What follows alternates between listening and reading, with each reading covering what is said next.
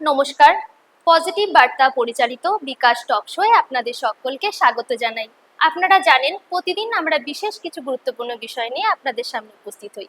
আজও ঠিক তেমন একটি গুরুত্বপূর্ণ বিষয় নিয়ে আপনাদের সামনে উপস্থিত হয়েছি। আজ আমাদের স্টুডিওতে উপস্থিত হয়েছেন রাখি মাহাতো ম্যাডাম। নমস্কার ম্যাডাম। নমস্কার। ম্যাডাম, আপনার কাছে রিকোয়েস্ট করব আপনি যদি দর্শক বন্ধুদের উদ্দেশ্যে আপনার পরিচয়টি দেন। নমস্কার, আমি দীপশিখা নার্সিং ইনস্টিটিউশনের একজন সিস্টার টিউটর। ধন্যবাদ ম্যাডাম। ম্যাডাম, আলোচনা সবার প্রথমেই আমি আপনার কাছে জানতে চাইব নার্সিং কি এবং নার্সিং এর ক্ষেত্রে কি কি কোর্স নিয়ে পড়াশোনার সুযোগ রয়েছে।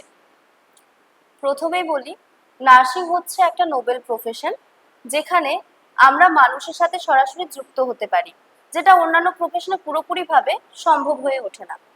এবং এখানে কি করা হয়, নার্সিংয়ে একজন পেশেন্টের mentally, physically, spiritually, socially, economically all over condition মাথায় রেখে যত্ন সহকারে কেয়ার দেওয়া হয়, যেখানে কি হচ্ছে তার মাধ্যমে পেশেন্ট আমাদের পুরোপুরি সুস্থ হয়ে উঠছে। তার যে অনুভূতি সেটা হচ্ছে ভাষায় প্রকাশ করা সম্ভব হয়নি। এবার হচ্ছে বলে রাখি যে নার্সিং ফিল্ডে বিভিন্ন ধরনের কোর্স রয়েছে। যারা বিজ্ঞান শাখা বা আর্টস থেকে যে কোনো শাখা থেকে পাস আউট হয়েছো, এইচএস দিয়েছো, তারা হচ্ছে জিএনএম কোর্স করতে পারবে। এবং যারা শুধুমাত্র বিজ্ঞান শাখা নিয়ে পড়াশোনা করেছো, তারা বিএসসি নার্সিং কোর্স করতে পারবে। জিএনএম নার্সিং কোর্স হচ্ছে 3 বছরের এবং বিএসসি নার্সিং হচ্ছে 4 বছরের। জানতে পারলাম ম্যাডাম। ম্যাম, আমি আপনার কাছে জানতে চাইবো একজন স্টুডেন্ট কেন নার্সিংকে প্রফেশন হিসেবে চুজ করবে এবং পরবর্তী ক্ষেত্রে আর কি কাজের ক্ষেত্রে কি কি অপরচুনিটিস রয়েছে। একজন স্টুডেন্ট নার্সিংকে প্রফেশন হিসেবে চুজ করার পিছনে একাধিক কারণ রয়েছে। একজন নার্সিং স্টুডেন্ট জিএনএম কোর্স বা বিএসসি নার্সিং কোর্স কমপ্লিট করার পরে যে কোনো হসপিটালে অ্যাজ এ স্টাফ নার্স হিসাবে জব করতে পারবে। এছাড়া যারা বিএসসি নার্সিং কোর্স কমপ্লিট করবে, তারা হচ্ছে যে কোনো নার্সিং ইনস্টিটিউশনে ক্লিনিক্যাল ইনস্ট্রাক্টর বা সিস্টার টিউটর পদে জব করতে পারবেন।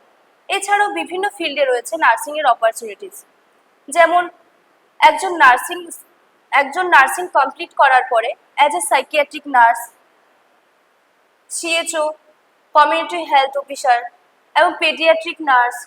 এছাড়াও রয়েছে বিভিন্ন ধরনের অপরচুনিটিস, যেমন হচ্ছে অপারেশন থিয়েটারে যে নার্স হয়, স্কার্ভ নার্স, বিভিন্ন ধরনের এই অপরচুনিটিসগুলো রয়েছে। এছাড়াও হচ্ছে কম সময়ে সরকারি চাকরি সুবিধা রয়েছে। এগুলোই। আচ্ছা ম্যাম, জানতে পারলাম। ম্যাম, আমি আপনার কাছে জানতে চাইবো যে নার্সিং কোর্স করার জন্য এন্ট্রান্স এক্সাম কি কি আছে।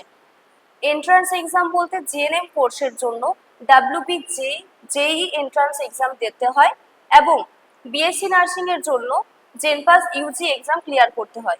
এছাড়াও ডাইরেক্ট নিট এন্ট্রান্স এক্সামের থ্রু বিএসসি নার্সিং এ এডমিশন নেওয়া যায়।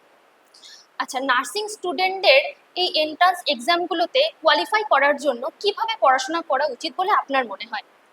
পড়াশুনো বেসিক্যালি প্রিভিয়াস ইয়ারগুলো সলভ করতে হবে ভালোভাবে। এছাড়াও 9, 10, 11, 12-এর ফিজিক্স, কেমিস্ট্রি, বায়োলজি এই সাবজেক্টগুলোর উপর মেনলি ফোকাস করতে হবে। পাশাপাশি ইংলিশ, গ্রামার এবং রিজনিং এবং জেনারেল নলেজের উপর ভালোভাবে ফোকাস করতে হবে। ধন্যবাদ ম্যাডাম। ম্যাম, আমি আপনার কাছে আরও জানতে চাইবো নার্সিং নিয়ে পড়াশোনা করলে স্টুডেন্টদের কি কি স্কলারশিপ পাওয়ার সুযোগ রয়েছে। নার্সিং ফিল্ডে রয়েছে বিভিন্ন ধরনের স্কলারশিপের সুবিধা, যেমন স্বামী বিবেকানন্দ স্কলারশিপ, ওয়েসিস, ঐক্যশ্রী। এই স্কলারশিপের মাধ্যমে এককালীন একটা টাকা পাওয়া যায়, যেটা হচ্ছে স্টুডেন্টদের আর্থিকভাবে সাহায্য করবে। ধন্যবাদ ম্যাডাম। খুব ভালো লাগলো আপনার সাথে কথা বলে। আপনার দৃষ্টিভঙ্গি এবং উপদেশ আশা করি আমাদের দর্শক বন্ধুদের উপকৃত করবে। দর্শক বন্ধুদের উদ্দেশ্যে বলবো, কেমন লাগলো আমাদের অনুষ্ঠান নিশ্চয়ই কমেন্ট বক্সে জানাবেন। সঙ্গে থাকার জন্য ধন্যবাদ। আজকের আলোচনা এখানেই শেষ করলাম। ধন্যবাদ ম্যাডাম।